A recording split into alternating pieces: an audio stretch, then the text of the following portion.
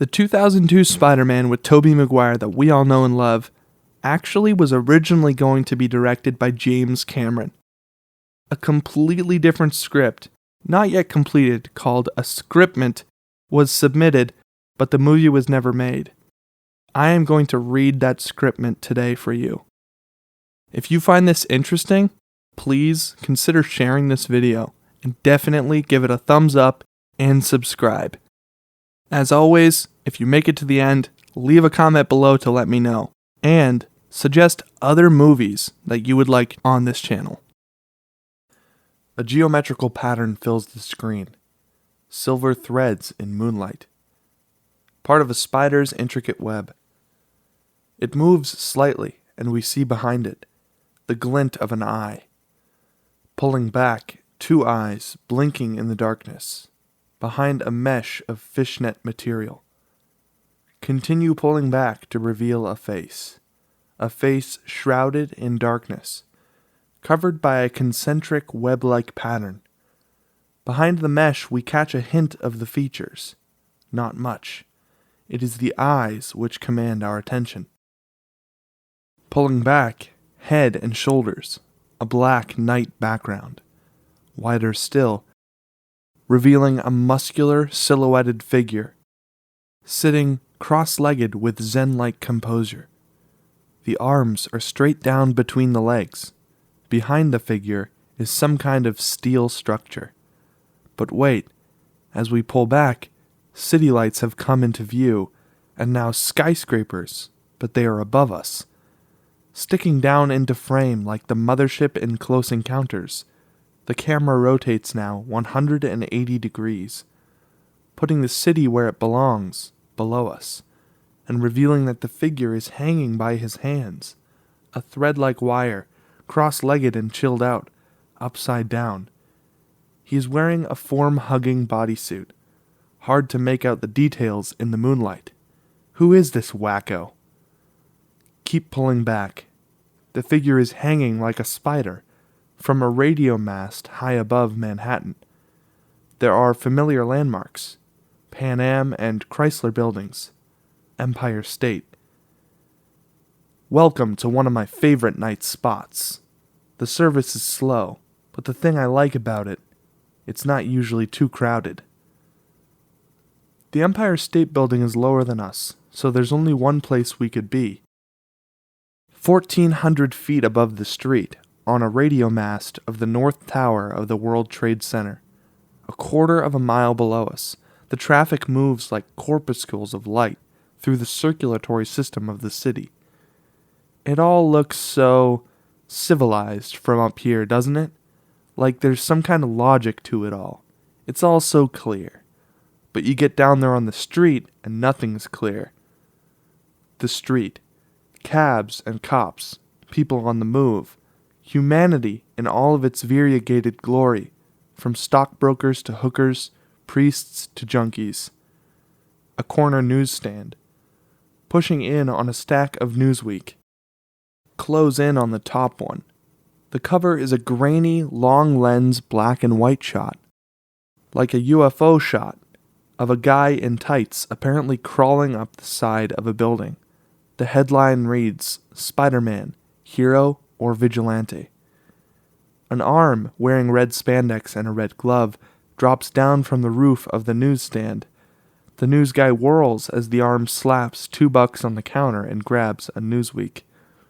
The owner rushes out the door, looks on top of his kiosk, but there's nothing there. He looks up all around. Nothing. He grins and holds his fist in the air. All right!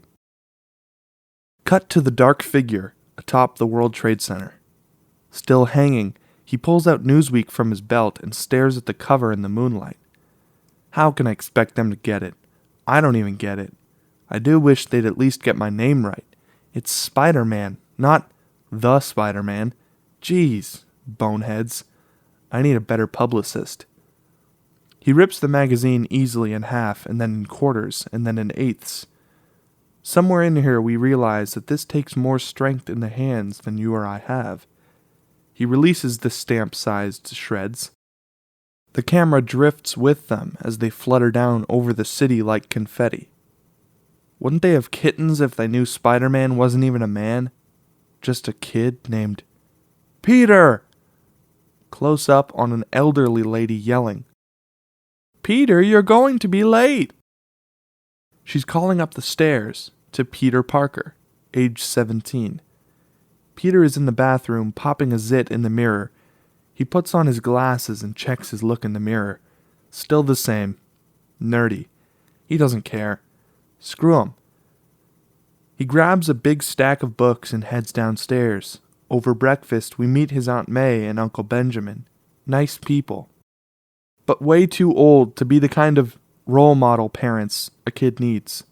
Still, he loves them, even if he forgets to actually mention it 99% of the time, like any kid. Aunt May is thin and fusses over Peter too much. He indulges her. When he has time, which he doesn't this morning. Peter's parents were killed in a plane crash when he was 6. He woke up one day without a family. Somehow he always felt guilty that they went away, as if he had done something wrong. His 17-year-old mind tells him it was just fate, just a random accident, but deep in his subconscious, that scared 6-year-old still cries, begging for them to come home. He won't cause trouble anymore. He'll go to bed when they tell him. Uprooted, moved from the only home he knew in Maryland to Ben and May's modest bungalow in suburban Flushing, New York. It is a low to middle income boredom zone of tract homes pushed too close together. Peter actually goes to high school in nearby Forest Hills, a snotty high-income neighborhood. This makes him a poor kid from the wrong side of the tracks in the eyes of his status-conscious schoolmates. Peter is a bright kid. He doesn't have many friends. He is ostracized for his interest in science. Our MTV culture frowns on people who think too much. Intellectual curiosity is decidedly unhip. Who cares about where the universe came from, or how the Greeks hammered Troy? Did you hear about the new Pearl Jam album? Peter is defiant. He thinks they are the real losers. They'll be flipping burgers while he's discovering the cure to cancer. We'll see who wins in the long run. He wears his isolation like a badge, with an air of superiority. In fact, he is awesomely shy and desperately lonely and unhappy. But whenever this occurs to him, he loses himself in his studies and finds a kind of peace. He has the 17-year-old sense that he knows everything about the world and can see so clearly all the things that are wrong with it. In fact, he is very insulated and knows almost nothing about human nature in all its complexity. He doesn't even understand himself very well. Because his life of the mind is his badge of superiority, he frowns on pursuits of the body. Sports? Forget it. Bunch of jock boneheads crashing into each other, like stag elk in rut. Senseless violence. Girls? Good in theory, but how do you talk to them? Dancing? No way. He tried it once, not a pretty sight. Peter is a virgin, and apt to remain that way for a while. He's your basic sexually pent-up adolescent. One other thing about Peter. He's a plucky kid. He's got true grit. He's never had a chance to prove this, to himself or anyone else, but he will soon. That day at school, we see Peter with his friends, who are mostly straight-A misfit types like himself. In his last class of the day, his favorite, biology, Peter daydreams about a girl across the room, Mary Jane Watson. Peter is captivated by her, though she doesn't seem to know he exists. The teacher tells them to pair up for term science projects, and to Peter's surprise, Mary Jane comes all the way over to him and asks to be his partner. Mary Jane needs at least an A in the class, or she won't graduate with a B average and then her parents won't buy her a car like they promised. So she teams herself up with Peter the nerd. Mary Jane's girlfriends in the class exchange looks and smirks. Peter flushes with the sudden proximity of the girl he was watching across the room all year. She even smells good. He feels giddy. Peter, of course, knows he has no hope. Mary Jane is going out with one of the school's top studs, Nathan McCreary, a.k.a. Flash. Nathan is a top athlete, playing on the senior football team and head of the gymnastics team. He also is a tennis snob and drives a Porsche. Peter hates him utterly on general principles. Peter takes the bus. His aunt and uncle don't have much money. Mary Jane is a popular girl in a social clique, way out of Peter's league. She has it all: looks, money, handsome boyfriend. Peter oscillates between despising her and fantasizing about saving her from a burning building, so she will be eternally grateful to him and maybe even kiss him. Peter is thrilled to be her partner for the term project. School lets out. Peter walks Mary Jane out of the parking lot. Flash comes zipping up in his Porsche to pick her up. In an awkward moment of condescending generosity, Mary Jane invites Peter to go with them to Flash's house to play tennis and swim in the pool. Peter declines. He has an honors student science seminar he's going to at a nearby university. Anyways, he doesn't want her to see his pale, skinny body next to Flash the Stud. McCreary makes some offhand but cutting remark about Peter, and then some of Flash's jock friends get into it, mocking him as well. Peter walks away, humiliated. Later, at the seminar, Peter is touring the genetics lab of the university he hopes to attend if he can get a scholarship. The lab has one of the nation's leading research programs in recombinant DNA and gene therapy. As the tour moves through the lab complex, they are able to get a glimpse of the restricted area where some of the more advanced research is done, through sealed glass doors. The professor shows them video monitors which show the images of bio-isolation flasks where genetic experiments are done on fruit flies. He says they are using synthesized transfer RNA to recode the genome of the fruit fly, transferring genetic information from one species of fly to another. He points to the monitors, saying, "You can see the 10 mutagenetically activated flies on the left, the 10 control flies on the right." Peter mentions that he only sees 9 flies on the left. While the scientist is counting, the camera moves to a high corner of the room. Caught in a spider's web near an air duct is the 10th fly. The spider approaches the struggling fly and begins to dine. Rack focus back to the professor as he continues the lecture. They move on. Peter asks if he can take some photographs for his school paper. The group moves on, leaving him behind. The tiny spider drops down from above on a nearly invisible thread. Peter, below, is oblivious as the arachnid descends. It lands on his head as he is taking his last shot. He feels a stinging pain and sees the spider. He smashes it, stands rubbing his hand, and then hurries after the group. Peter on the subway on the way home. He's rubbing his hand, which is red and swollen. He's perspiring and feels faint. His lips are dry. By the time Peter gets home, his vision is blurry. He goes straight to bed, avoiding Aunt May. He pulls off his clothes and staggers towards the bed, but collapses on the floor. He is racked by a convulsive tremor like a seizure. He is plunged into a psychotropic state, an abyss of dark visions which yawn beneath him. He falls into the maelstrom, barraged by hallucinatory manifestations. Disturbing images of webs from a point of view as if crawling over them, glistening eyes in the dark, sudden predatory lunges, prey struggling hopelessly to escape, a David Lynch bio-horror montage of Spider-World, shadowy images of rooftops crawling over buildings and fences, leaping through the dark air. Peter awakens in the sunlight. He opens his eyes, relieved to be out of the nightmare. That was just a dream. He blinks, looking around, and screams. He is about 80 feet up a high-tension tower wearing only his underwear. Below him, morning traffic moves along the street. Nobody looks up. Cut to Peter sneaking along the fence, trying not to be seen.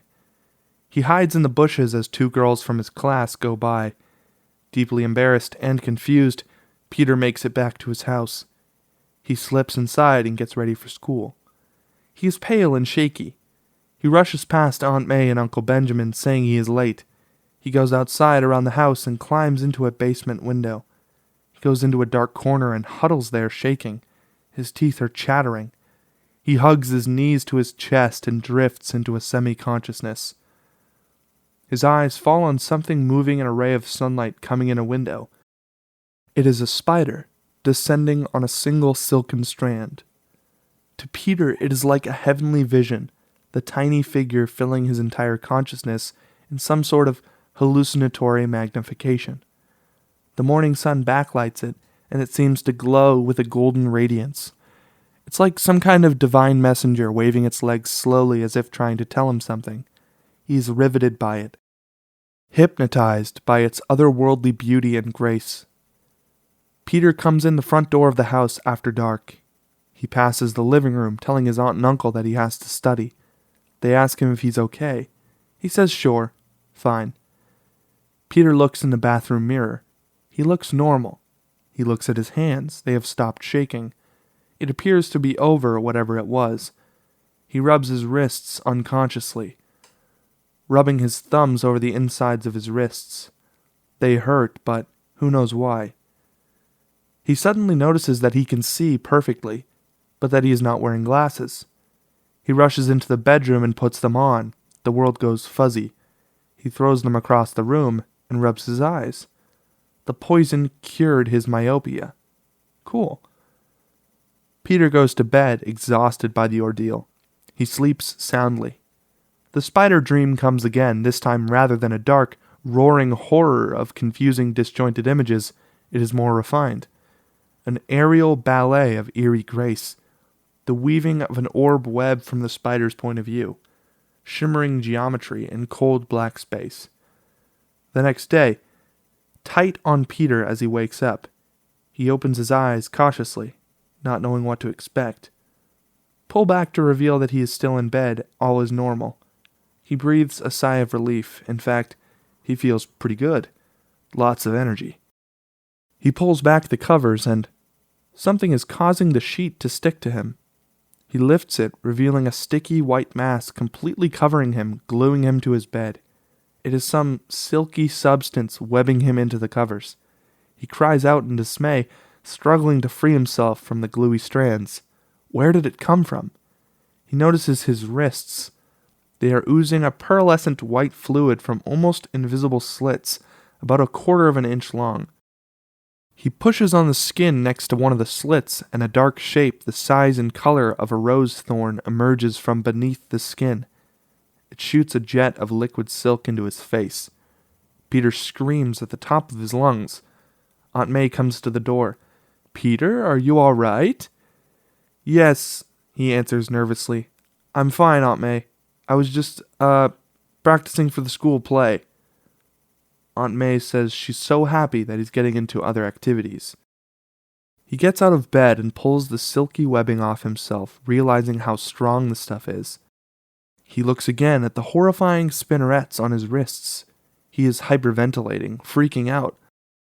Like the guy in Kafka's Metamorphosis, he has woken up to find out he is a bug. Peter bangs out the back door of his house. He starts to run, anywhere, trying to get away from himself. Away from what is happening from him. He runs and runs in a blind frenzy, not realizing how fast he is going. Peter shoots through the trees. He bursts into a street, right in front of a speeding delivery truck. Peter leaps. The truck roars on, horn honking. Peter realizes he is 20 feet above the ground. He yells in terror. He's sticking to the side of a perfectly smooth building by his palms, 2 stories up. Like a cat stuck in a tree, he doesn't know how to get down. A kid rides by on a bike. "Hey! Kid, call 911!" The kid looks at him and rides off fast. Peter gingerly pulls one palm loose and then loses traction and falls, landing with perfect cat-like grace on feet and hands. He stands unsteadily. What is going on? His body is changing. Where will it stop? He tests his arms and legs, feeling the strange energy pulsing through his muscles. Several scenes follow of Peter realizing his new physical powers, strength, and agility. His horrors begin to turn to exhilaration as he finds himself capable of things he never dreamed of. He finds his skinny body suddenly more muscular and manlike, but beyond that, he has inhuman power in his muscles. He picks up the back end of a small car by its bumper. Is he dreaming? He finds a position of his hand that seems to trip the spinnerets on his wrists. Hand bent back to 90 degrees, index and pinky finger extended. The fluid jets out under pressure like a shot from a squirt gun, instantly hardening into a strand tougher than nylon. He tests it. He can't break it. He even finds that it will support his weight. He realizes it is spider silk. Peter shoots some up a tree limb and hangs from it, starts swinging back and forth, yelling with the thrill of it. Cut to Peter at school with his sleeves pulled down, nervously looking around. Nobody notices him. He realizes that even though the most profound change imaginable has happened to him, no one else knows or needs to know. Which is good, because he's already enough of a misfit. No point letting them know he's a complete freak. In biology class, he tells the teacher he wants to do the term project on spiders. Mary Jane is aghast. She thinks they're revolting. Peter just wants to know more about them because he wants to know more about himself, but he can't exactly tell her that. Peter in a junkyard after school. After making sure no one is around, he practices shooting silk. Montage of him learning to control the flow, the diameter, the dispersion, etc., like a real spider does. We see him practicing web making. Screwing up, getting more accurate, and then gunslinger moves, shooting the stuff around, nailing a pop can in midair. Cut to a long shot, the area completely covered in webs, a total mess. Cut to him drinking half a gallon of milk, eating voraciously, replacing the protein he has used up. His aunt is pleased with his appetite. That night he is working on his homework, trying not to let his new reality ruin his life. His window is open. He looks out into the darkness. It beckons to him. The blackness, once a source of fear, is now welcoming. He goes through the window into the world of night. Instead of leaving his home, he feels like he is going home. He climbs onto the roof. He can see perfectly. He leaps to the house next door. The heights don't scare him in the least. He takes off running. Tracking shot going with Peter as he leaps from roof to roof, running along the peaks, finally leaping to a streetlight and doing a full flip around it. He shoots some webbing onto the light standard and slowly lowers himself to the street, landing perfectly. He bows theatrically to nobody. This is great! He doesn't know what's happening to him, thinks he is a freak, his body has become a stranger. Hopefully this will be seen correctly as a metaphor for puberty and its awakening of primal drives. Everyone goes through this growing awareness that powerful forces are driving them beneath their supposedly rational consciousness.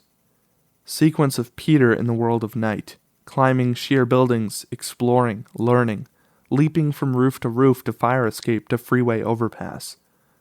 Just when he is starting to get cocky, he slips off the sheer face of a high-rise and falls. He shoots a silk strand out wildly. It catches onto something, and he swings in a wild arc through the darkness. He slams against another building and sticks by his palms and feet. He takes a breath looking down. Close one, but he is exhilarated. He wants to push it further. It is the first time in his life he has ever been good at anything physical. It is like a dream. We explore the idea that the lure of the dark replaces fear of the dark, that the dark becomes a comforting, nurturing place for Peter, rather than a place of dread and uncertainty. He feels at home in the dark, secure there. It is the place he seeks for solace, for peace. Everything is backward for him. Night becomes his day. Heights, previously terrifying, now attract him. The air becomes his water. He swims weightless where other mere mortals would plummet and break. He is at home in places others fear, and it stirs something dark inside him, a predatory urge. We see Peter following a figure far below the street. He runs along a rooftop effortlessly, a shadow in the moonlight. The person below has no idea he is being stalked. We will hear Peter's thoughts, the equivalent of a thought bubble word balloon, as a voiceover. He is tripping on the power of being able to come and go like a wraith, to watch without being seen, the ability to go anywhere he wants without asking permission. He feels like an adult for the first time, a man. He goes to Mary Jane's house. Dropping down from the roof, he looks in her window. She turns off the light, and thinking she is unobserved, strips off her clothes. She slips into bed in just her panties and a t-shirt. But even this forbidden glimpse is too much for Peter. He loses his concentration, and with it, his palm grip on the wall. He crashes into the rose bushes. He bounds into the darkness as the lights come on in the house. Cut to Peter asleep in class. The teacher calls him aside as class files out and asks him what is going on. His grades are slipping. The straight-A student has slipped off the track. Peter says it's a personal problem. He should be fine. But we see that he is changing. His life is changing. Peter figures there must be a way for him to make some money with his newfound powers. Peter has a piece of cardboard and a magic marker. He writes human spider on the cardboard. Thinks about it. No. He turns it over and writes man spider. No. He gets another piece and writes Spiderman. He turns it over to write something else, and then he turns it back and looks at it. Cut to the sign leaning against a light pole on the boardwalk Rockaway. Peter has a black fishnet stocking over his head, dressed in all black, and starts climbing streetlights and doing gymnastics. People throw quarters, even some dollars, in a dish next to the sign. Peter works a few hours, staking out some turf between a mime and a guy using an upside-down plastic pail as drums. A guy asks him if he works private parties, and Peter shrugs. Sure. The guy tells him he'll pay $50, but Peter should get a better costume. Peter in class, drawing in his math notebook as the teacher drones at the blackboard. He is doodling a costume. We see several bad designs.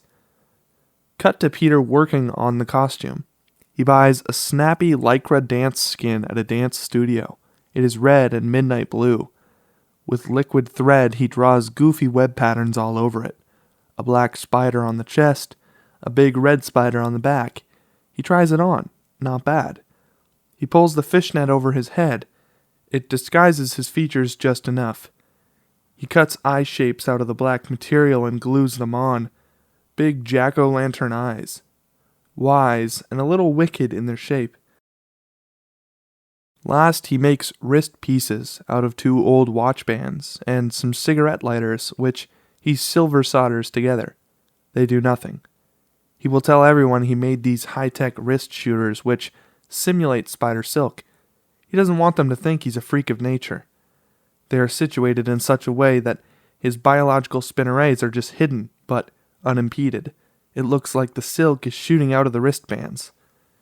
In front of the mirror, he practices poses, turning, catching the light. He works on his voice, lowering it. We see him becoming another person. Spider-Man is born, out of Peter, the boy. Spider-Man is everything Peter is not. Confident, cocky, physical, powerful, smooth. Ready with a snappy one-liner. We see long repressed aspects of Peter coming out, being given form and substance behind the mask. Aunt May at the bedroom door asks Peter when he is going to be done rehearsing for the play. It's late. Peter, flustered, whips off the mask. He reverts instantly to himself. The fantasy is broken. Next we have a sequence of scenes where we see Spider-Man becoming a public phenomenon. He does spider tricks at an upscale party, climbing walls, swinging across the room. They pay him $50. A booking agent sees him and wants to put him on public access variety show, a kind of gong show for weird acts. He gets noticed and becomes a kind of 3 a.m. cult favorite. His put-on deep voice becomes natural to him. He tells the interviewer that he built his wrist shooters himself and that the webbing formula is a secret, but that the chemical process is similar to rayon. Cut to an opulent mansion in Manhattan. Marble floors, priceless art on the walls, camera tracking through luxurious darkness, to a vast living room with a fire burning is an enormous fireplace. One wall of the room is covered with TV screens, a figure watching it from a high-backed chair, watching The Amazing Spider-Man on the variety show. A hand appears from behind the chair back. With a minute gesture and no remote, the hand commands the TV screen, and they all switch to the channel on which Spider-Man is performing. 20 images of Spider-Man on cable, as the audience claps and the host makes some backhanded compliment, a joke at Spider-Man's expense. Peter, eager to please, doesn't get it. He does another trick. The band strikes up and they go commercial. We reveal the figure in the chair. This is Carlton Strand. He is in his early 40s and exudes power from every pore. He is wearing a very expensive custom-tailored suit, his hair slicked back, very GQ. His nails are manicured. His watch is platinum. He is the image of vast wealth attained, not inherited. Carlton Strand. You think Trump was big? This guy was bigger. There he was, sitting like a big fat spider at the center of his web of power and megabucks. Way out at the edge, he feels this little vibration. Strand's eyes are piercing, blazing with a malevolent intelligence. He waves one hand minutely and the TV set goes off. A man enters the room, square-jawed, solid-looking guy with a powerful build, named Boyd. Find out everything you can about this Spider-Man. Boyd nods and exits. Cut back to Spider-Man hanging from a radio tower of the World Trade Center. We will return periodically throughout the film to this image of him in his eyrie. But he wasn't always Carlton Strand, any more than I, always your friendly neighborhood Spider-Man. At one time, he was just a punk named Carl, a 2-time loser about to go down for a 3rd time. It was about 10 years ago that Strand got his cosmic tap on the shoulder. 10 years ago, New Mexico desert. The wind is blowing sand across a desolate stretch of desert highway. It is dusk and storm clouds have turned the sky prematurely black. A single car rocketing along at high speed. Blue and red lights come over the hills behind it, gaining. Inside the car, we see a young and very different Carlton Strand. He has crummy clothes, a 4-day beard, a desperate look in his eye. He's talking to somebody named Bobby, trying to keep his calm, but you hear the panic in Strand's voice. A view of the back seat reveals Bobby slumped in the seat. Bobby has been shot in the stomach and isn't holding up his side of the conversation. The desert rolls by unseen by his staring eyes. A highway patrol car pulls behind Strand's stolen Mercury. Strand fires a pistol out the window at them. The running gun battle results in both cars crashing spectacularly. Strand leaps from the wrecked car as more cops appear over the hill, lights blazing. He runs out into the scrubby desert, clutching his pistol and a couple of stacks of bills. Pitiful score from their robbery gone sour. On Strand, running. He reaches a fence and climbs over it.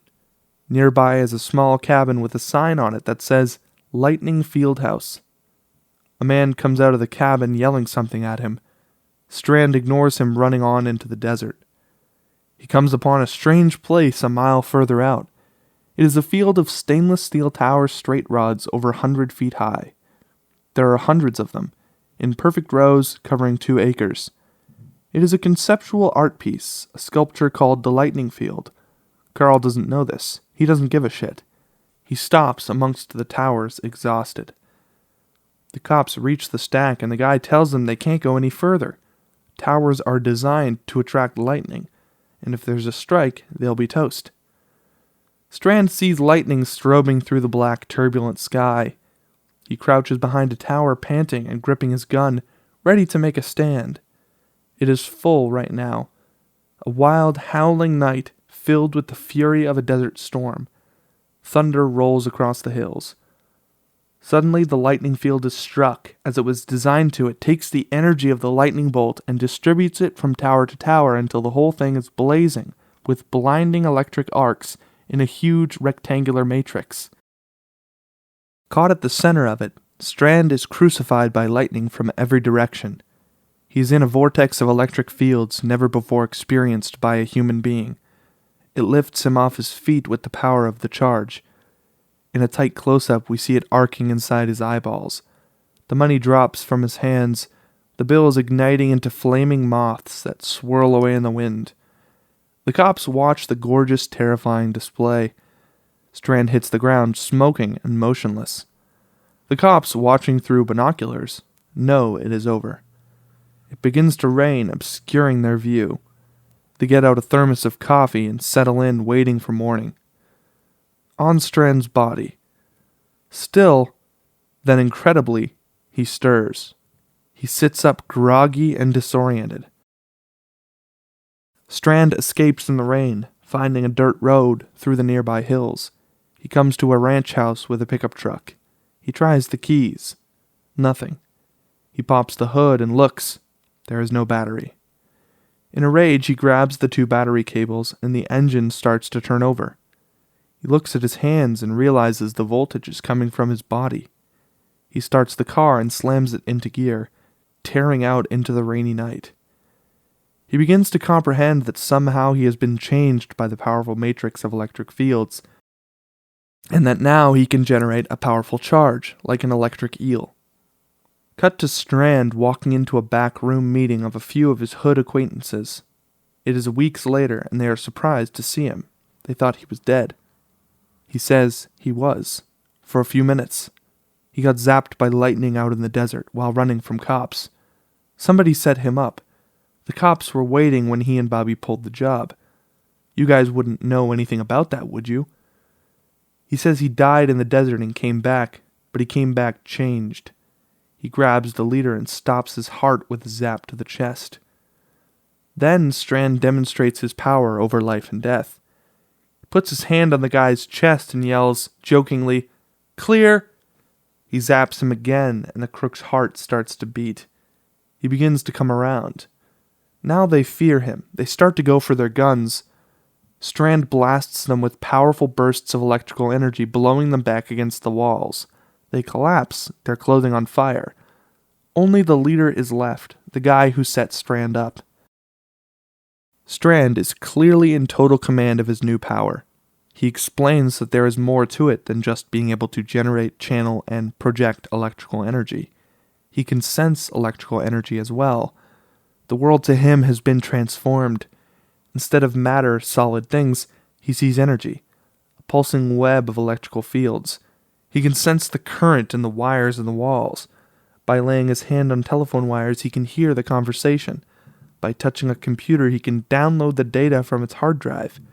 His brain itself has been energized and is now able to follow and analyze all these signals.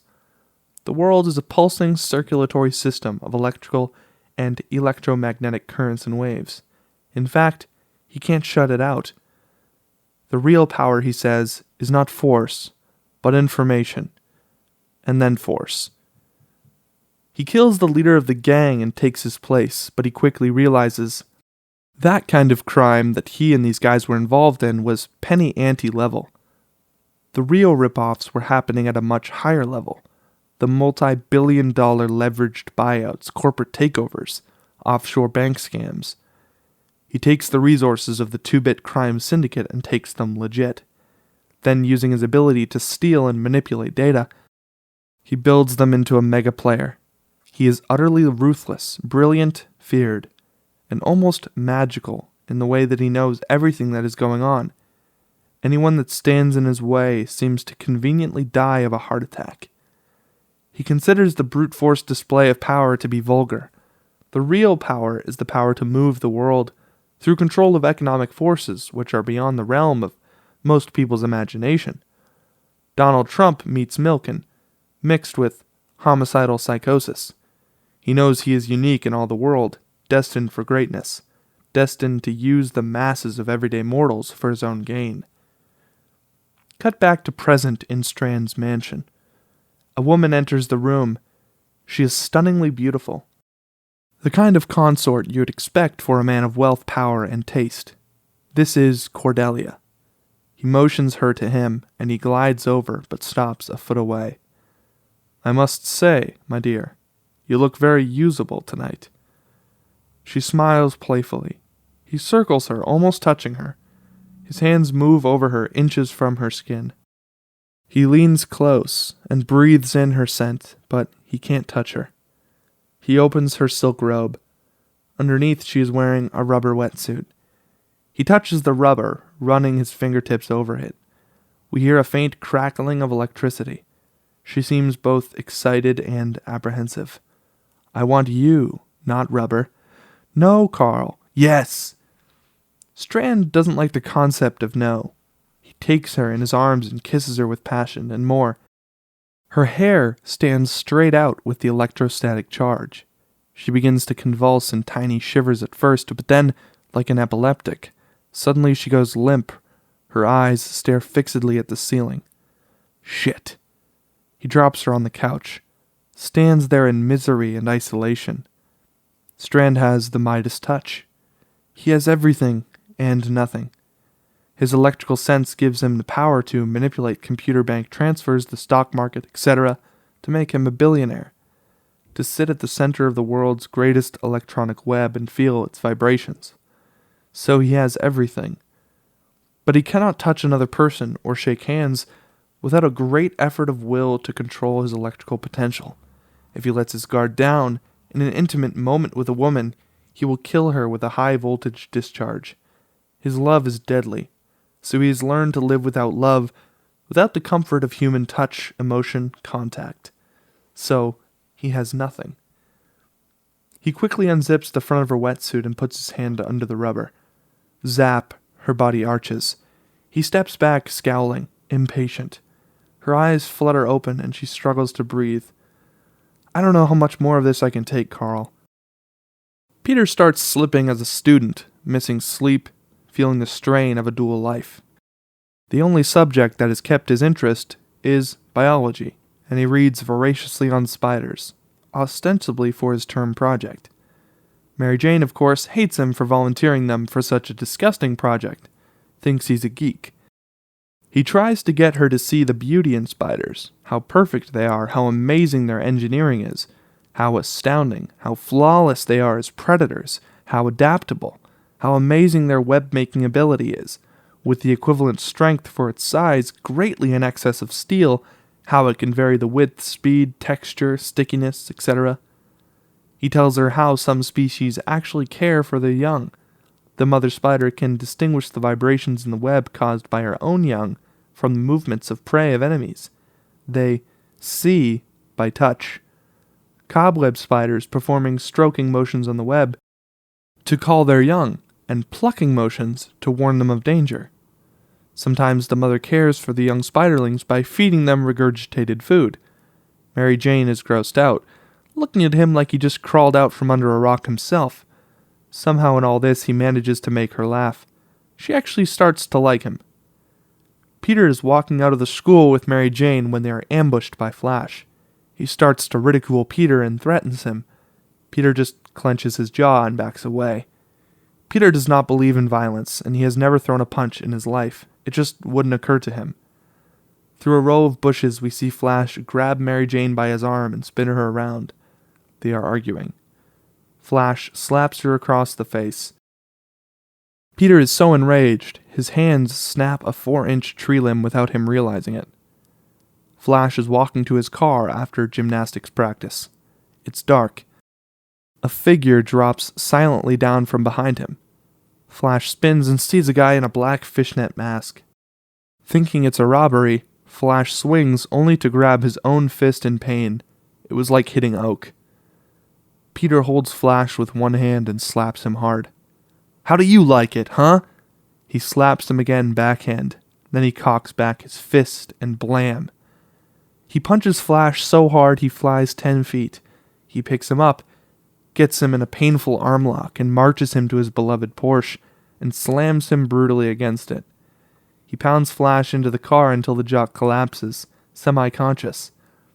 Peter then rips out a signpost from the ground and pounds the car into junk. Glass flies everywhere. Peter leans close to Flash and tells him to stay away from Mary Jane, or else. Cut to Peter running. He stops around a corner out of sight.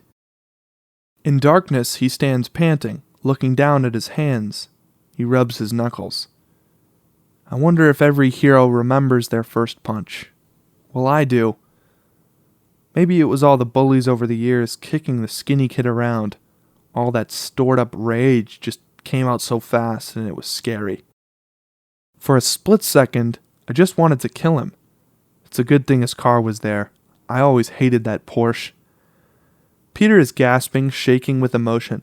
He feels like this strange power flowing through him has unleashed demons. That is, he's becoming something he doesn't recognize. He doesn't realize that these primal forces are within us all. The power, like the power of adulthood, gives us the possibility of acting on those dark urges. But the scariest thing of all was, belting that jock butthead felt so good. Peter takes the subway to Manhattan, changes in a restroom, and soon Spider-Man is roaming the rooftops of the most dramatic city in the world. The high-rises of Manhattan become his domain. He swings across the concrete and glass canyons, 40 floors above the street with ease and grace. It becomes a kind of private odyssey, where he can go anywhere and observe the entire spectrum of human behavior like a ghost. He sees businessmen, cops, hookers, secretaries, junkies, car thieves, millionaires, all jammed together in concrete maze. He watches, unnoticed, through high-rise windows, as a man screams at his children, as a beautiful woman works out, as a middle-aged man drinks himself into a stupor crying, as a young woman plays with a baby. His 17-year-old mind can't make much sense of it. Why some have so much and others so little. Why there needs to be so much pain. Peter comes into his room through the window in his street clothes at 2 a.m. He sits on the bed and the door opens from the hall. Ben comes in and sits in a chair. He doesn't turn on the light. I know I'm not very good at the father thing, Pete.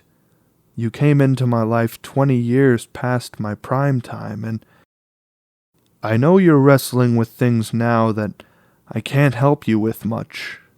I was your age once. I know it's hard to imagine. And it was the most painful, confusing time of my whole life.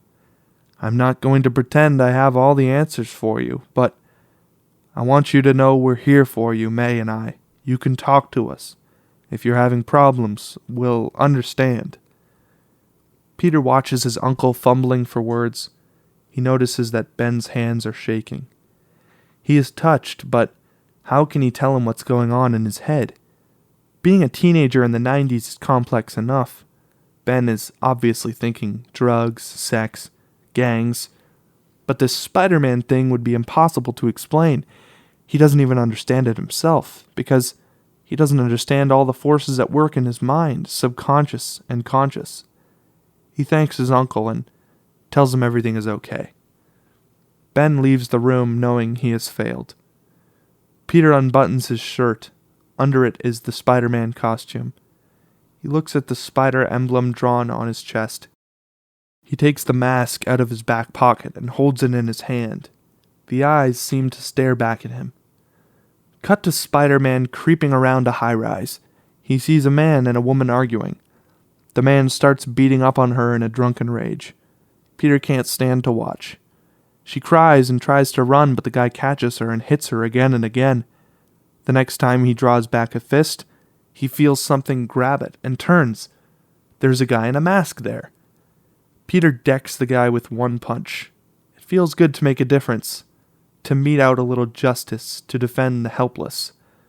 Which is what he's thinking at the exact moment the woman smashes a frying pan down on his head from behind. "Leave my husband alone!" Now they're both beating on him, and he retreats in confusion. This Spider-Man thing is going to be harder than he thought. People sure are complex. He has physical powers, but not the wisdom, yet. Spying on Mary Jane, the girl of his dreams, he discovers that her home life is a living hell with mean-spirited and abusive parents. Mary Jane is desperately unhappy. Leaving behind her mask of a popular girl, she has no one to share her pain. Peter is struck by the parallel in their lives. Peter makes the big time. A syndicated variety show on one of the local independent stations. The host introduces Spider-Man and nobody comes on the stage. Then Peter in costume drops from the stage ceiling right towards the audience, which screams. Peter swings and lands deftly on the stage. He does some amazing spider stuff, swinging, web shooting, acrobatics. After his appearance on the show, Spider-Man is leaving backstage when he is approached by the most beautiful woman he has ever met, Cordelia. She appears out of the shadows and hands him a note. It says, "There are others like you." There is an address and a time for a rendezvous if he wants to learn more. He looks up and the woman is gone. He runs out to the backstage and sees her getting into a limo in the alley behind the studio. He reaches the car just as it is pulling away. Suddenly a hand grabs him and spins him around. He confronts a solidly built guy in a trench coat, a hat, pulled down to shadow his mean eyes. Boyd. His hands are huge. Peter tries to shrug off the grip and is surprised that he can't. He punches Boyd in the stomach, but his fists sink in up to the elbow. He pulls his hand out and sees that it's covered with sand. Huh? Enter Sandman. Boyd slams Spider-Man in the jaw with a roundhouse haymaker. He feels like concrete. That's because Sandman can soften his body into sand or harden any part of it into rock at will. Spider-Man is slammed back against the alley wall. Boyd clips him again, then gut punches him, doubling him over. One more solid roundhouse and Peter is on his knees, gasping. He looks up groggily. He knows this guy is more than human. Peter yells and leaps up, putting all the force he has into a roundhouse, which could go through the side of a truck. It catches Boyd squarely in the face and goes right through. There's an explosion of white sand. Boyd's face shifts and reforms. He brushes at the sand on the lapel of his coat, and then laughs eerily. His face dissolves again into sand which runs down his whole body, losing its form, dropping into a puddle of sand, which drains through a grating down into some tunnel below the alley. Only the coat and hat remain, and a few grains of sand blowing in the wind.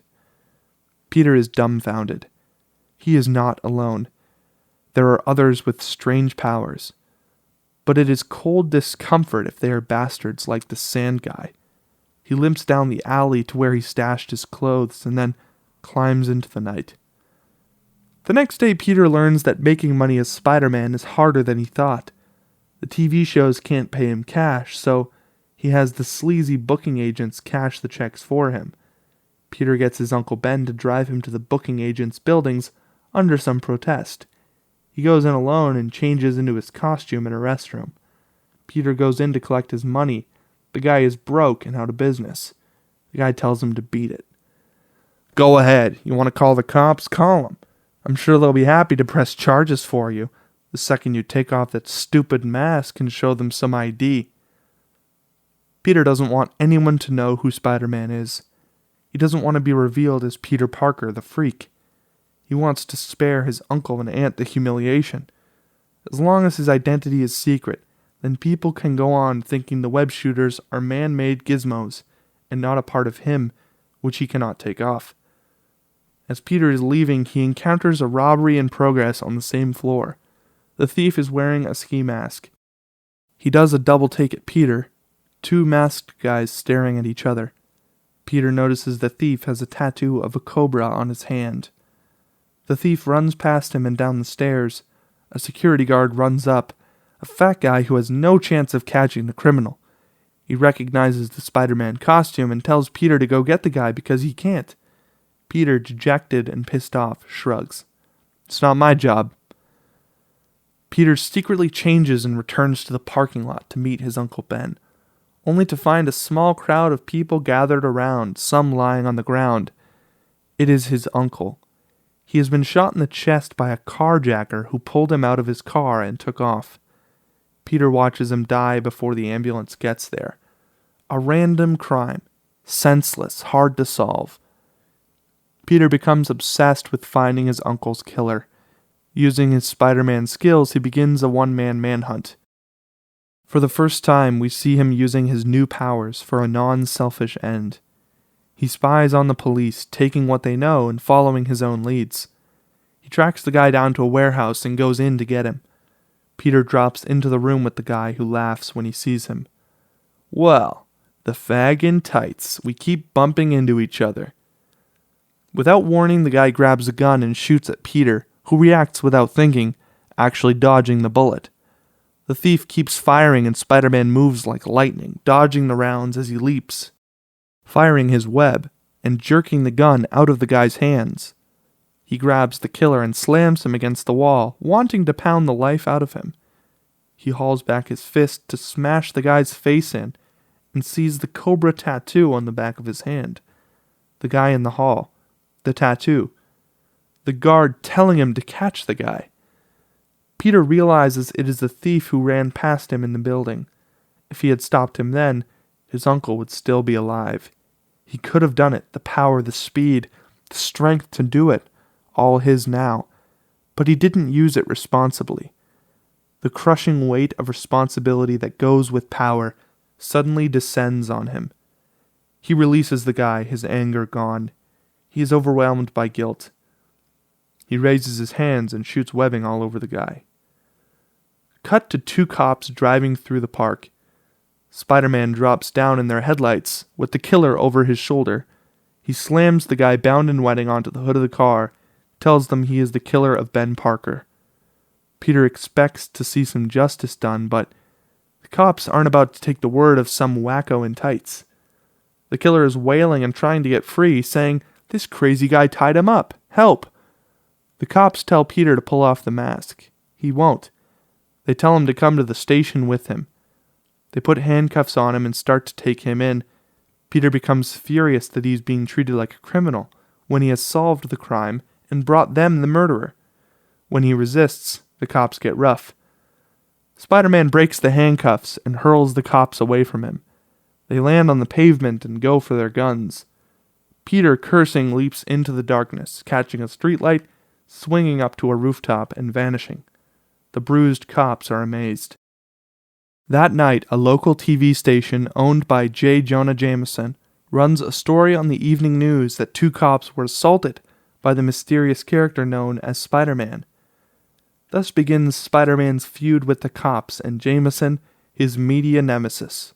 This can be developed over ensuing scenes as Peter accepts the mantle of crime fighter.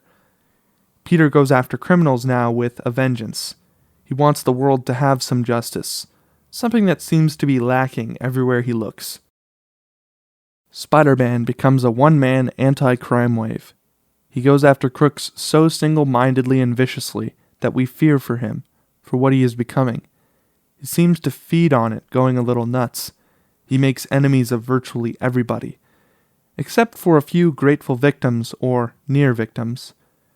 Maybe it was all those years of being a helpless geek, kicked around by schoolyard bullies with no one to protect him, no father, no older brother. Now he wants to be the big, strong older brother to the world. Fix it all. Let there be no more victims, no more pain. As long as he has this strength, these senses, he's going to go for it. One night he sees cops beating the shit out of a guy. He intervenes and webs up the 2 cops. Now Spider-Man is officially a wanted criminal, and Peter has crossed the line. With the realization that justice is something that exists only in the mind, not in a uniform or a badge or any symbol which our society sets up to represent it. Now, as a felon, he can't make any more public appearances for money. He's back to square one, and he's broke. Peter feels outcast, persecuted, misunderstood, answerable only to himself, and doesn't have the answers. He's alone in a moral wasteland without a map or compass. He is totally isolated, with no parents to talk to, with no one to confide in who would understand what's going on inside him. He needs someone to tell him what to do and what to be. There is no one. He tries to ignore his powers. The path of non-commitment is the guilt and pain of his uncle's death. He realizes he must accept responsibility and use his gifts. But how? The cops want him. He can't go work with them. Does he ignore the crime and injustice going on around him, or become a vigilante? When he stops criminals in the act, the cops hate him more for making them look ineffective. he is condemned in the media as a vigilante. J. Jonah Jameson, using the media, shades the story, creating a threat, going for the dark side, peddling fear. Fear of the spider, which lurks in the dark. And fear sells. Jameson is getting ratings, it's a good story, and he's going to work it as long as he can. Oh, and incidentally, he still has to deal with the actual bad guys themselves who want him dead. He's hurting their business. He's got them looking over their shoulders. All the gangs in the city and the mob, the crack dealers, the Colombians, everybody. They all have a grudge against this guy. At the same time, in some neighborhood, he's a local legend. Crime is down, the friendly neighborhood Spider-Man is a welcome sight, and everybody wants to claim him. Black kids think he's black, white kids white, Hispanic, etc. Spidey Man ain't no white dude, he too down. What I'm saying? You see his moves? He definitely a brother. No way, home. My brother knows a guy that talked to him once, man. Italian. Says he's Italian. Gays think he's gay. Peter, working with Mary Jane to finish the science project, discovers that she is a big Spider-Man fan. She thinks he is mysterious and romantic, someone with courage and conviction. And she relates to his need for a mask, to keep his inner self private. Peter wants so much to tell her, but he can't now that he is a wanted criminal. He follows her after school and she goes by herself to her private place, the place she goes to think. None of her friends even know about it. He watches her from a high place. On Mary Jane walking home. She's being followed by some punks. They accost her. There's no one around to help. She screams and they drag her off the street into an abandoned junkyard. Suddenly Spider-Man is there. He trounces the attackers and webs them up. He knows by now that without a crime actually taking place, the cops won't even hold these guys, so all he can do is warn them. If you worthless chunks of vomit show your faces around here again, I'll decorate my Christmas tree with your intestines. Got it? They get it. They're still worthless chunks of vomit, but at least they'll be somewhere else. He picks Mary Jane up and whisks her through the air, swinging from roof to roof. It's a wild fantasy ride for her, like a dream. He takes her to the top of the world, literally. The stainless steel globe from 64 World's Fair in Flushing Meadow Park. They sit up there in the moonlight. She melts against him. With the confidence which the mask gives him, he kisses her through the fabric. It's a tender, sensuous moment. Peter, in costume, goes to the rendezvous point. He is met by Cordelia and Strand. This begins the most important relationship of the film. Strand is looking for others like him, exceptional people. People who have been touched by fate through some cosmic fluke. People who have been given some power which elevates them above the teeming masses. He describes finding Boyd, who was doing nickel and dime bank jobs with his new powers as Sandman. Boyd apparently was a low-paid maintenance man at a big military research project, having something to do with SDI. They were experimenting with quantum physics effect called bilocation. They thought they could find tunnels in the fabric of space and transpose matter between two ends of the tunnel, essentially teleportation, and this would be a really neat way to deliver a weapon payload to the bad guys inside deep bunkers, etc.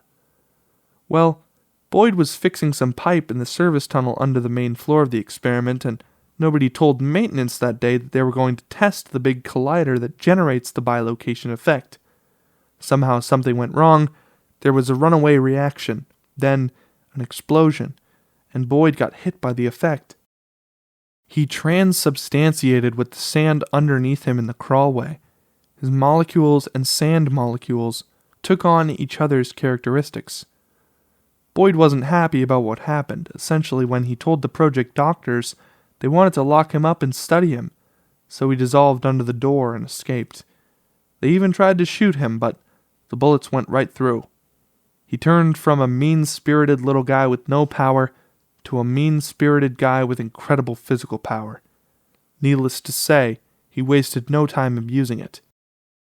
Flashback scene. Boyd robbing an armored car. The guards fire into his body, but only puffs of sand mark the exit wounds.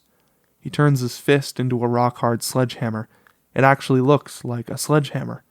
He swings it, knocking the guards flying. In a fury, he beats his way through the steel doors of the truck and takes the money bags. Boyd in a cheap hotel, on the lam. He has some stacks of money from the robbery on a dresser. A tough-looking girl is in bed next to him. He's drinking vodka straight and looking ready to eat a snake. He gets up to find another bottle. The girl brushes distastefully at the sand on the bed. She hates sand in the bed. There's a knock and Boyd warily answers the door. It is Strand. In the present, Strand describes how he took him in, showed him a better way, how the real money was made. Now Boyd is Strand's right hand, his enforcer. He apologizes for Boyd's behavior the other night, but he felt it was necessary to get Spider-Man's attention. Frankly, he was curious to see if Spider-Man had the balls to fight back when the adversary was as strong as he was. Peter realizes how much he has changed, how much the mask has changed him. He did fight back. He acted on his anger. His anger made him fearless. What does Strand want? Somehow he senses, though he does not know who Spider-Man really is, that he is young. Strand wants to take him under his wing, teach him. And Peter, needing a father figure, is seduced by this. Strand has had years to ponder the nature of his gifts, and he is so brilliant. The things he says make so much sense. Strand believes that they are extraordinary individuals joined by fate. That's why he sought out the Sandman, and now Spider-Man wants to join. Out of 5 billion people, they are the special ones. Not freaks, but masters, each created by a fluke of technology. It is some new form of evolution. Strand invites him to his Manhattan mansion. Peter has never seen such opulence. Strand sips a martini and strokes the electric eels in his huge aquarium. Peter stares around at millions of dollars worth of art and antiques. Strand says the whole Spider-Man costume and character are pretty juvenile, and he wants to know who he's really talking to. He asks him to remove the mask, but Peter won't. Strand expands his vision of the special ones. The huddled masses exist in their vicious ignorance and limitations to lift a few exceptional people on their shoulders, however unwillingly. That's what human evolution is all about. The highest common denominator, and not the lowest. Natural selection honors the efficient predator, and Spider-Man has the instincts of a predator. The top of the food chain is always held by the most advanced predator that millions of years of evolution could produce. Noble creatures like the wolf and the lion, not the cud-munching herd beasts. We honor competition, right? We honor winners. But for every winner there must be 1,000 losers. It's a law of nature. So you must ask yourself, am I a winner or a loser? It is the temptation of power, a carefully rationalized seduction. But Peter also sees a kindred spirit in Strand, a gifted and misunderstood outcast alone. Peter feels so alone he needs that companionship. And it keys in psychologically. The father figure, the older brother, someone who understands him, cares about him, doesn't think he's a freak. We are more than human, you and I, not less. We deserve whatever we can take. It is the only true law. The law that existed for 500 million years before the laws of man. Cordelia comes on to Peter, trying to get him to relax. Strand watches as Cordelia does her thing. Peter is starting to get a bad vibe. Strand takes him aside and says if Peter joins him, he can have his fill of Cordelias. They come with the territory. Strand holds a light bulb by its base between 2 fingers. He holds it over Peter's head and makes it glow. Starting to get the idea, kid? Spider-Man says he's not interested in a girl with values that screwed up, and he's not sure he likes Strand anymore either. Strand makes the mistake of going too fast, of assuming that Peter will accept his amoral view of the world immediately. When Peter finds out that Strand is a crook, he says they are enemies. Strand says Spider-Man cannot afford any more enemies. As a demonstration, he blasts Peter across the room with a bolt of power, stunning him. He tries to remove Peter's mask, but Peter fights back. He dodges energy blasts by leaping to the ceiling, the walls, etc. Each blast costs Strand millions as he destroys his own place, growing more frustrated as he tries to hit Peter and can't. The spider sense is keeping him just outside of the line of fire. Boyd comes in and the carnage intensifies. Peter gets zapped and almost loses consciousness. He shoots a web, snagging the huge aquarium and topples it in an explosion of glass, thousands of gallons of water which cascades around Strand's feet. Strand is temporarily shorted out. The eels flop helplessly. Spider-Man ducks the Sandman's blows and leaps through a window into the night. Boyd cannot follow. Strand looks around the demolished room. He's pissed off but intrigued. He picks up some of Peter's stray webbing, pulls on it with all his strength. He can't break it. Strand begins a campaign to win Spider-Man. First, he buys the TV station and gives J. Jonah Jameson an unlimited budget to bash Spider-Man. Here's what you will do. You will fixate on Spider-Man. You will devote every program solely to him. You will not rest until this psychopath is arrested and his identity is revealed. He is a menace to the public. Trust me, your ratings will soar. He gets stories on network and into major magazines and papers owned by his media conglomerate. Strand's agenda is to make the world such a hostile place for Spider-Man that Spidey will be driven back to him. Strand can say, "See how fucked up people are? See how frightened and dangerous they can be?" He wants to sour Spidey on humankind. Then he wants to be there for him as the only one who can understand what it is to be different from the herd, to be truly alone. He even gets thugs to dress up in knockoff Spider-Man costumes and rob stores and beat people up. Push down old ladies. There is a proliferation of Spider-Man sightings, all negative. Now even the neighborhood people don't trust Spidey. When he tries to help, they tell him to get lost. To make matters worse, his costume got wrecked in the big fight with Strand and Sandman. It can't be fixed. He's looking for a new suit, and incredibly, Spider-Man has become so popular that his costume is available in a specialty store for $120. They even have his size. Peter shrugs and buys it. What the heck? It's made better than his old one anyway. He gets the flu one day and still has to go out and do a superhero bit. He's swinging from building to building and has to stop on a ledge to throw up. A black kid sticks his head out. "Hey, yo, Spidey, sup, man? I've got the flu." "Yeah, it's going around, man." The kid goes back in. His mom asks, "Who you talking to?" "Spidey got the flu, Mom. He puking on the fire escape." "Will you tell his Spidey ass to get over the next building and throw up there? Shit, it's bad enough with the winos in the neighborhood." Peter is disheartened by the ungrateful response of the general populace to his well-meant attempts. And then he hits a string of bad luck where his intervention makes the situation worse because of his lack of experience in human affairs. The sheltered science nerd gets a rude education in the ways of the world. He comes in contact for the first time with pain, desperation, frustration, which causes criminal behavior. Peter will have a crisis of faith where the burden of the world's ills becomes so overwhelming that he feels paralyzed. His new power is partially about the power to see and the responsibility to not turn his head away.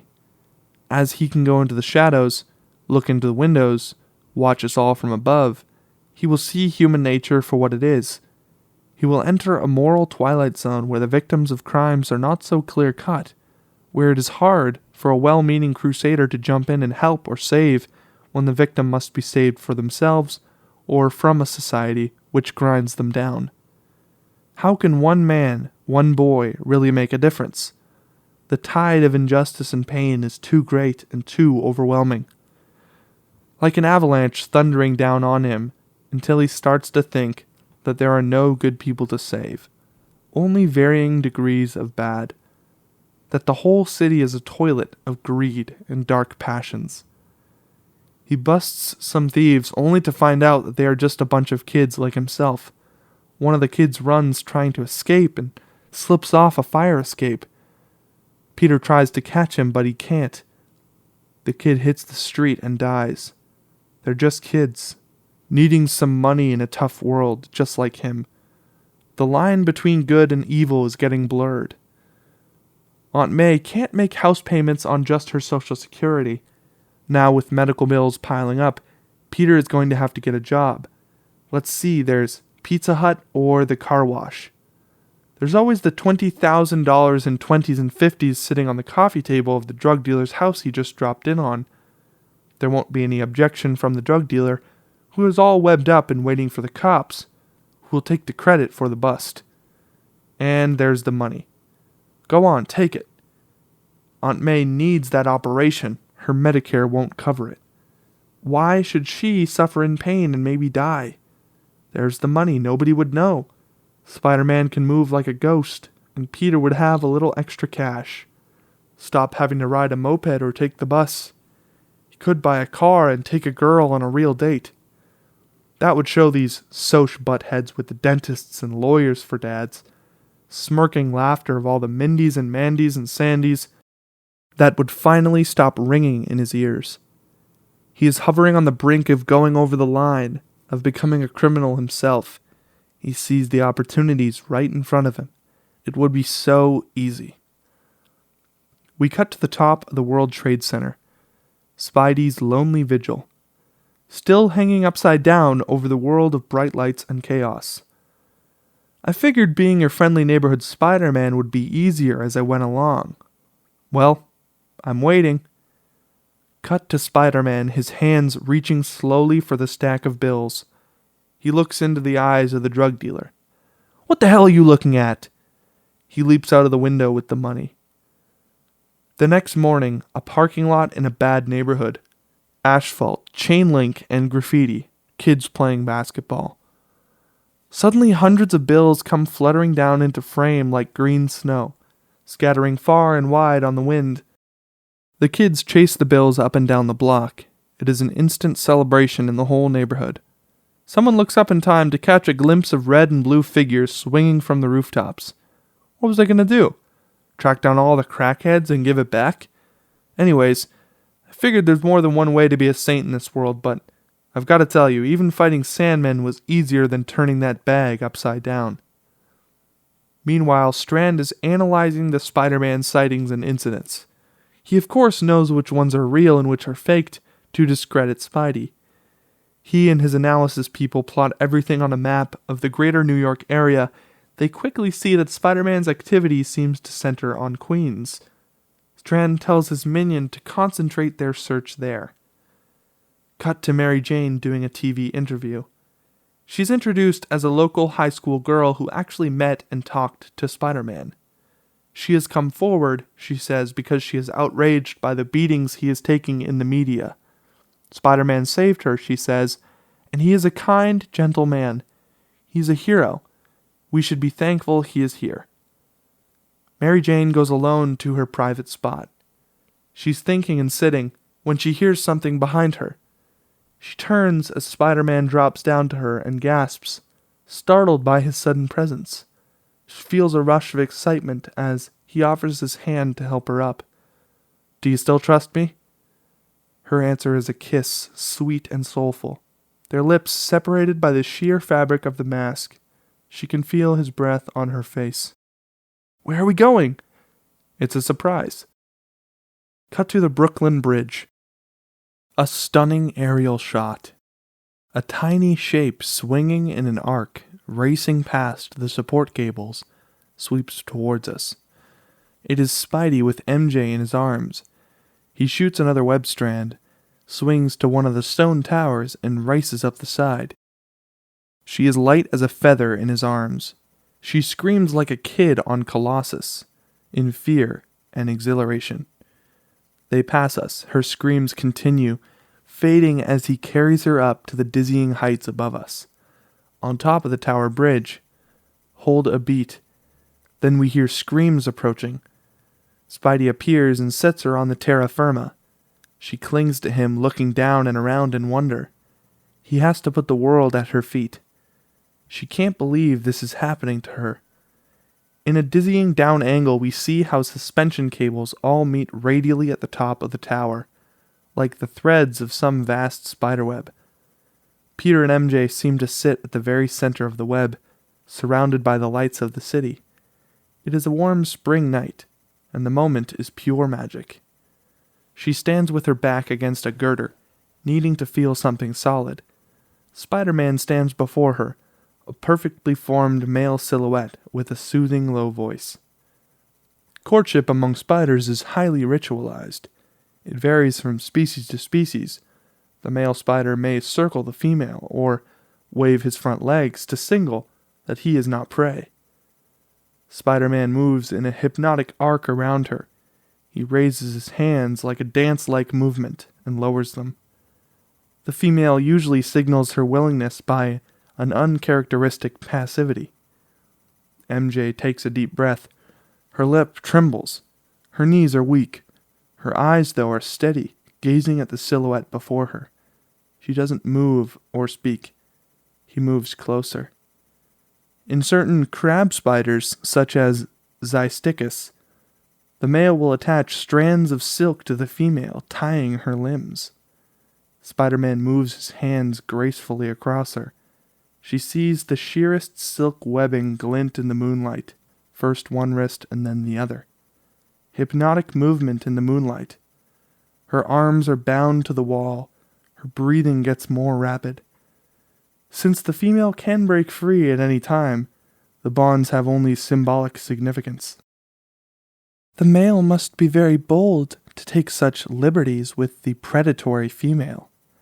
Yes, he is very bold, but he also must trust her. He moves very close. Close your eyes. He removes his mask and kisses her. Their mouths very slowly and very sensuously devour each other. Peter and MJ are locked together. He is mesmerizing, gentle, and powerful. He pushes up her skirt. They make love high above the world. She doesn't look. Cut to Mary Jane the next day at school. She's humming happily as she lets a tarantula walk over her arm in the science room. Two of her Soch girlfriends come up and are completely grossed out. They talk about Peter Parker having a negative effect on her, that she's becoming a nerd like him. She laughs at them and tells them exactly how full of shit they are. We see that she's becoming more confident herself, more able to be different. The brushing need for acceptance has been lifted. Her mask is not important anymore. Cut to Strand in his luxurious living room. Boyd is showing him a videotape he shot the night before. It's a shaky, long lens shot, quite amateurish. We see Spider-Man drop down to MJ, startling her. Then he and MJ kissing. Finally, he hoists her in his arms and swings off into the darkness. Boyd says he followed the girl for 2 days, but it paid off. Looks like this spider geek's main squeeze. Carlton Strand just nods, thinking. The Sandman comes to MJ that night and puts her to sleep. When the chloroform wears off, she wakes up at Strand's place, a prisoner. When MJ turns up missing, Peter goes to her house. He finds traces of sand in her room and figured out what happened. At that moment, Jameson is airing a tape which was submitted anonymously to the station. It is Boyd's tape, but the kiss has been edited out. So what you see is Spider-Man dropping down, surprising MJ, and then whisking her off into the darkness. The announcer says police have no other leads in the case of the missing girl. This tape is compelling evidence that Spider-Man may have kidnapped her. Meanwhile, Peter swings into action as Spider-Man, various action shots of him swinging from skyscraper to skyscraper, eating up the miles across town. He arrives at the mansion in Midtown. He searches the mansion but can't find them, but he finds Cordelia dead. Strand was in a hurry and didn't have time to jumpstart her after his farewell kiss. A huge bank of TV monitors all show the same image. It is Strand's smiling face, held in pause from a VCR. Peter hits play. Strand pulls MJ into the frame with him. He says meet him at the top of the World Trade Center. A second later, the doors are kicked in, SWAT members pour into the room. Another setup. The SWATs see Spider-Man and the body. It looks bad. Sorry boys, can't stay. They open fire and Peter leaps, spins, ducks, and barely escapes. He swings across the room in a vicious arc, swooping up and crashing out through the skylight. In midair, surrounded by broken glass, he fires a web and catches a flagpole, swinging across the street as a police helicopter swoops towards him, cutting his web, and he falls 10 stories, shooting Strands and missing, shooting one which catches and does a bungee bounce 100 miles an hour straight back up. He spins around a horizontal flagpole sticking out the side of a building and launches himself across the street.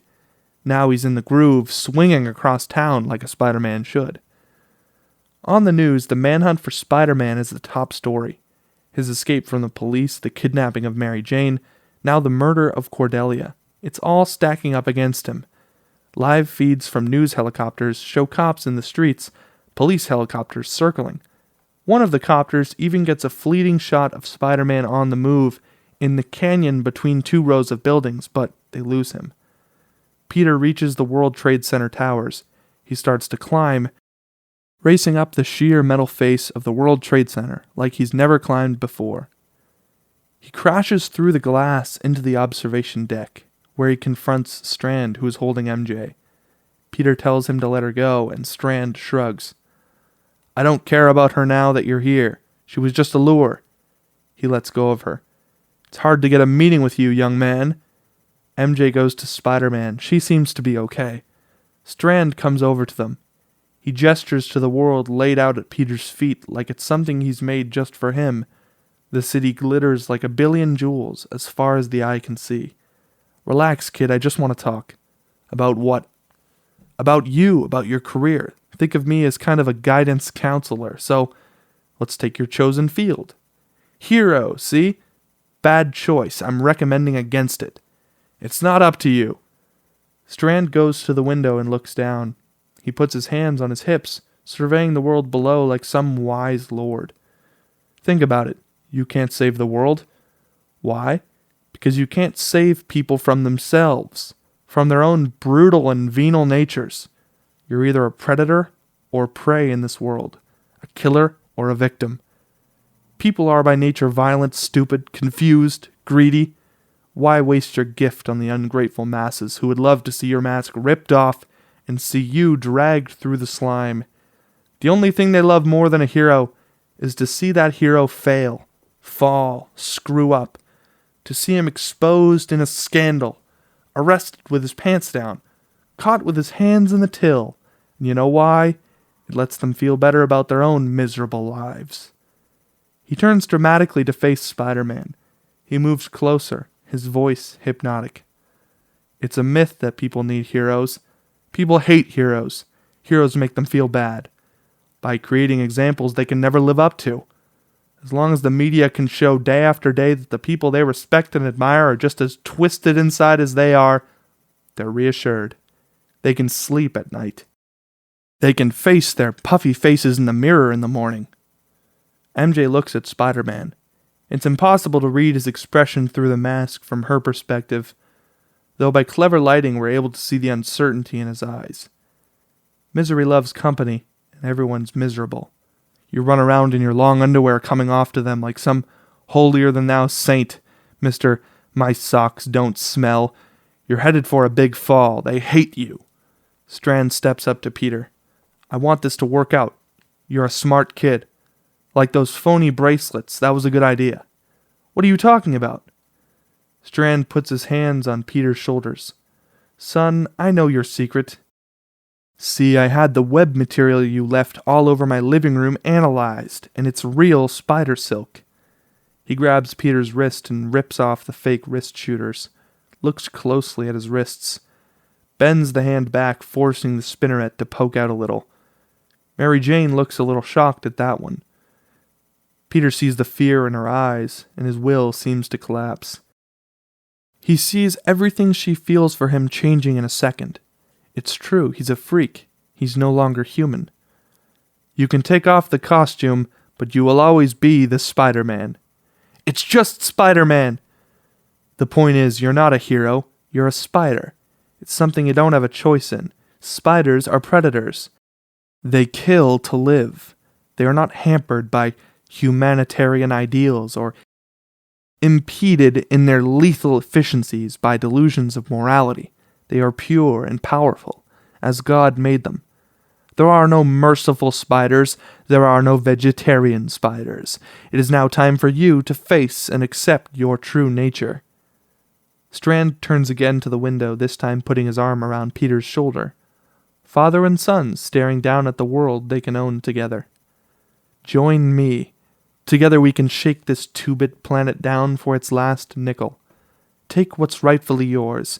You've been given a great gift for a reason. Do not squander it. Peter stares out at the vista for a long time. It makes so much sense, and it seems to explain so much of what he feels. All this churning confusion. Strand gestures to Boyd, who walks to a shape in the shadows nearby. It's about the size of 2 refrigerators, and it's covered by a tarp. Boyd pulls back the tarp to reveal money. Neatly stacked, bank-slipped piles of hundreds, 6 feet tall by 8 feet long. Mary Jane gasps. Of course, I seldom carry cash, but I had Boyd bring this for demonstration purposes. Much more dramatic than a bank statement, wouldn't you say?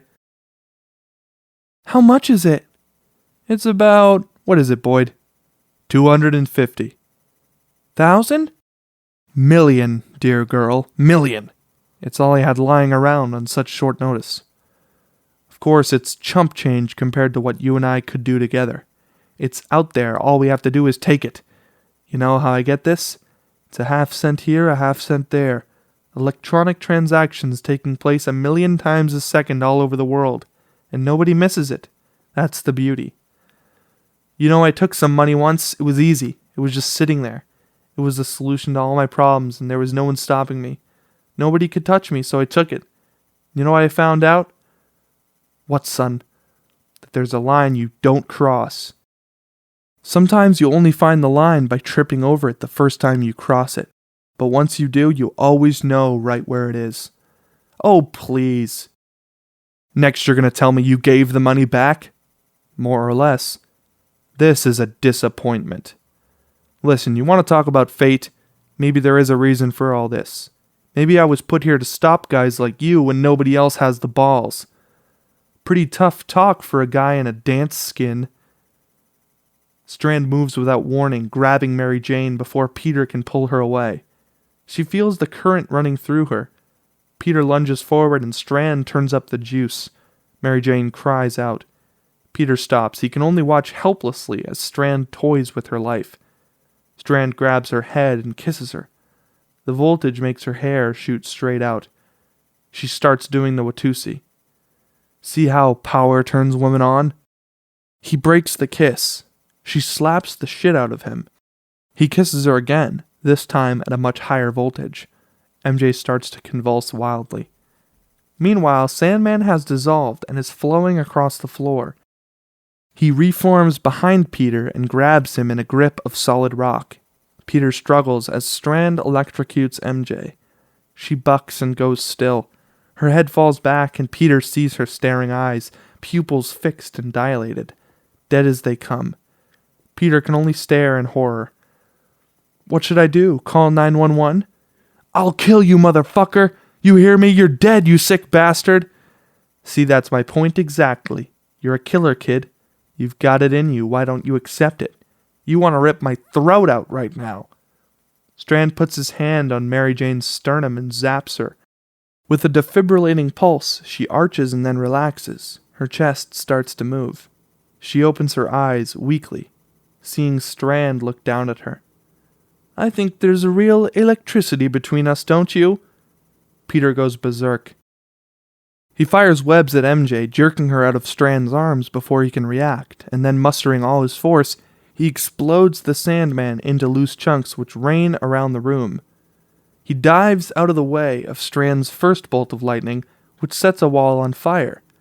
Peter tackles MJ and scoops her up, diving right through the glass a quarter mile up. Her scream vanishes on the wind. Sandman chunks dissolve into puddles of sand and quickly float together, forming back into human shape. Strand in a fury runs to the window looking down, no sign of Spider-Man. Looking up, he catches a glimpse of a figure leaping from one tower to the next, carrying MJ to safety. He fires a lightning bolt which sears the night. It explodes glass out of the north tower. On the roof of the tower, Spider-Man gets MJ to the stairwell door. He rips it off at its hinges, and he tells her to run. She starts down and then turns back to him. "I love you." "Cool." He starts to see across the gap on the outdoor deck of the south tower. Sandman and Strand come out the door. Strand fires lightning bolts across to the other roof, blasting debris into the air. Peter knows enough not to leap onto the microwave tower, a natural lightning rod. Strand summons a furious force field of electromagnetic energy like a sorcerer calling up a demon. The fiercely glowing plasma leaps across to the base of the microwave mast on the north tower. It starts to glow cherry red. Concentrating, he uses the electromagnetic force to bend the microwave tower towards him. It topples, falling across the gap, bridging the two towers. Sandman leaps onto the bridge and runs across to Spider-Man. The final battle is joined, and it's a real barn burner, vicious and elemental. I won't bore you with the details right now, but it's big. Some of the highlights: a major slugfest with Sandman during which they pound each other mercilessly and reduce every object in sight to junk. Peter is pummeled, his costume ripped half off. Sandman gets spread around and reforms. All the while, Strand is ripping up the power panel next to the huge roof fans, pulling out 440-volt main cables and feeding off the power, screaming to high heaven as the energy blasts through him, and a brownout darkens the whole lower half of Manhattan. Strand conjures a writhing, living field of blinding blue-white force around him. It lifts objects into the air and melts the steel railing near him. The power of his mind to control the electromagnetic force has grown exponentially. Sandman pounds Spidey into semi-consciousness, hurls him off the roof.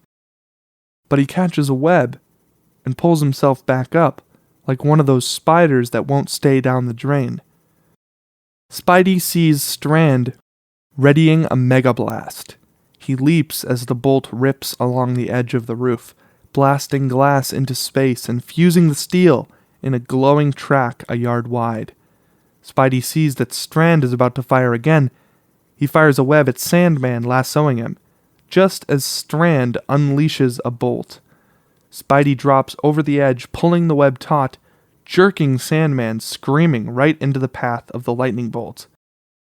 The furious bright plasma wraps over the Sandman, fusing him into molten glass.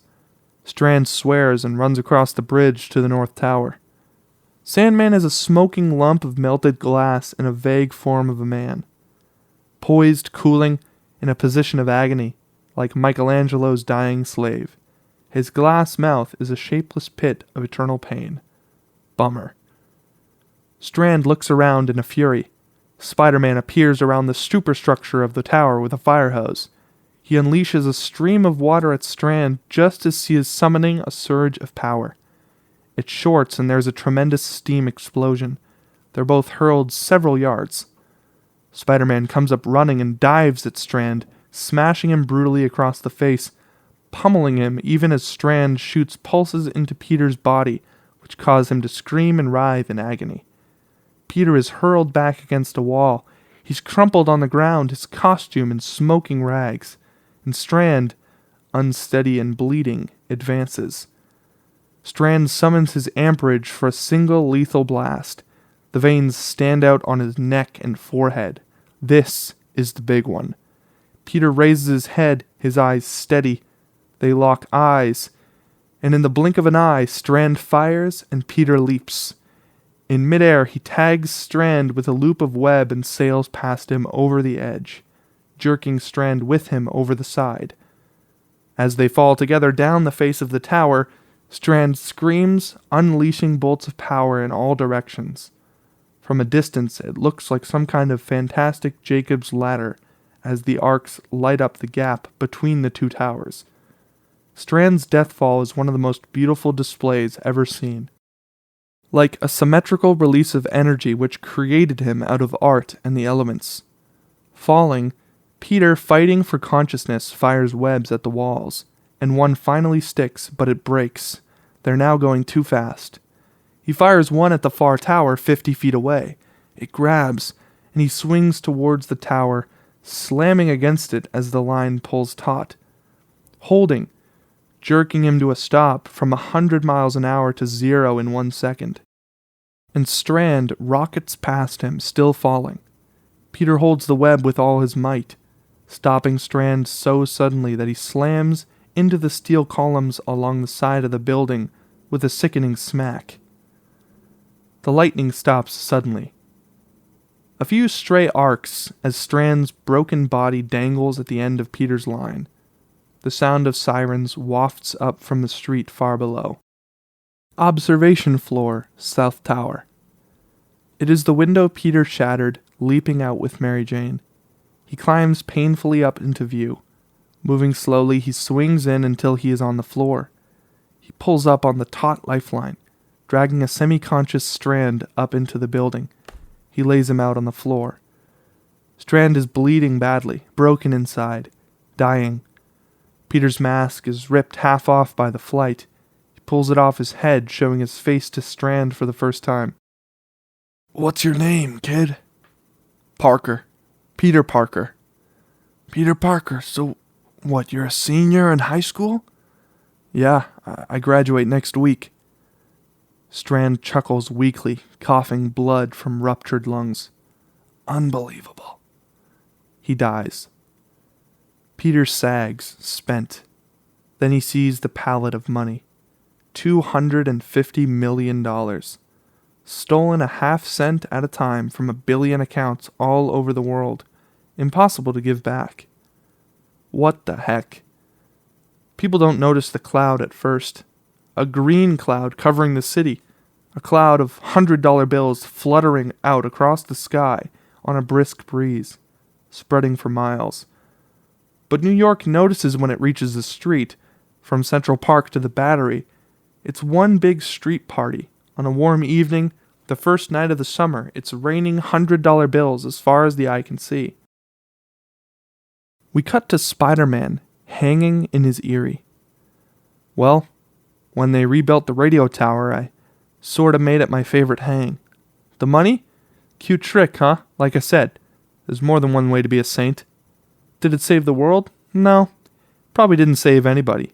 Except maybe me." Cut to Peter at school. It's the end of the school year. He has a lot of bruises. He tells them he fell off his moped. They think he's a putz.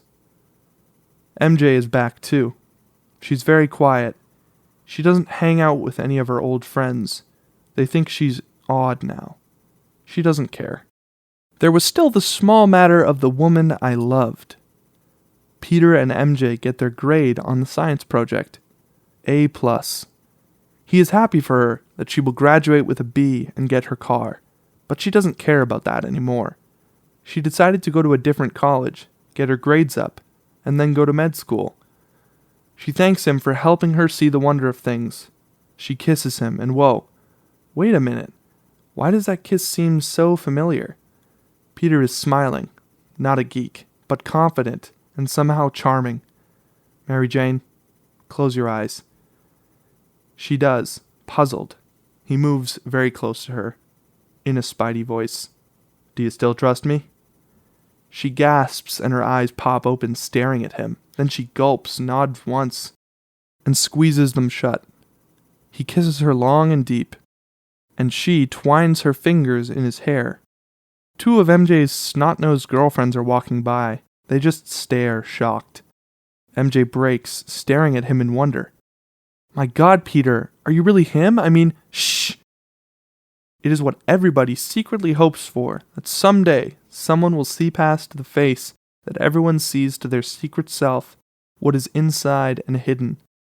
Peter grins and she returns it. They go back into the kiss just as Flash grabs Peter by the shoulder and spins him around.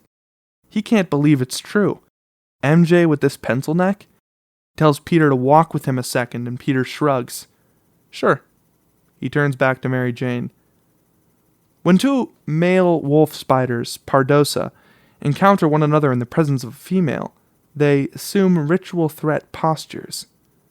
MJ smirks, her eyes merry. Poor Flash. Flash drags Peter by his arm around the corner. He whirls on Peter without warning with a lightning roundhouse, but of course, Peter ducks and Flash hits a brick wall. Careful, Flash. You could sprain something. Howling in pain, Flash holds his hand, then charges again. Peter steps aside and Flash roars past. In the blink of an eye, Peter shoots a tiny strand of web to a nearby railing. Flash rushes him, tripping on the silk, and cartwheels into a wall. Flash, you should really watch your step. Here, let me help you up.